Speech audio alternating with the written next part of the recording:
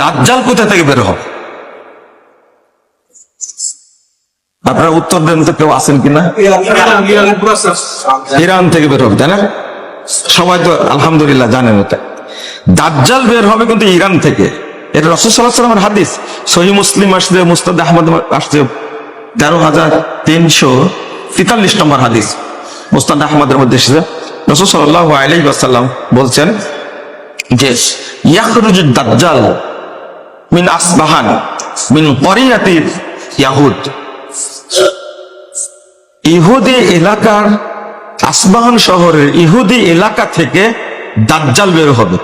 ওয়া মাহু সাবুন আলফা মিনাল ইয়াহুদ, আর তখন তার সাথে ৭০,০০০ ইহুদি থাকবে।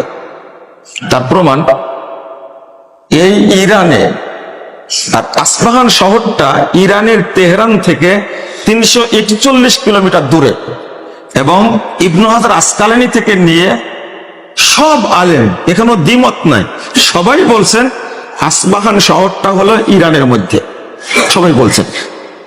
তো এদের সাথে থাকবে ৭০,০০০ ইহুদি। একটা জটিল একটা ব্যাপার হলো যে এই তথ্যটা এরা শিয়ারা ঘুরাই দিছে। এক শ্রেণীর লোক বলছে, আমাদের বক্তারা বলছে, ভাইরাস বক্তা, তারা বলছে এই দাজ্জাল বের হবে জেরুজালেম থেকে, আবার কেউ বলছে খোরাসান থেকে বের হবে। এই তথ্যটা শিয়ারাই ঘুরাই দিছে। কারণ মানুষ যদি জেনে ফেলে যে ইরানেই দাজ্জাল আছে এবং দাজ্জালকে প্রতিপালন করছে কারা, এই যে শিয়াদের কথা আমরা যে বলছি, ইহুদি বলার কারণটা কি? বাংলাদেশে কয়টা গির্জা আছে ইহুদিদের? সৌদি আরবে কয়টা গির্জা আছে? অথচ খ্রিস্টান ইহুদিদের গির্জা আছে ইরানে ২৫০-র অধিক, ২৫০-র বেশি। তো এই ইরান ইসরায়েলে কি করে, অর্থাৎ ইহুদিদের উপরে কিভাবে হামলা করবে? ওরা ছেড়ে দিবে? যেমন আমেরিকা সবসময় ইহুদের পাশে থাকে, অনুরূপভাবে প্রায় ১৬০টার মতো খ্রিস্টানদের গির্জা আছে শুধু তেহরানে। অথচ দুর্ভাগ্য হলো এই ইরানের বুকে একটাও সুন্নি মসজিদ নাই, একটাও নাই।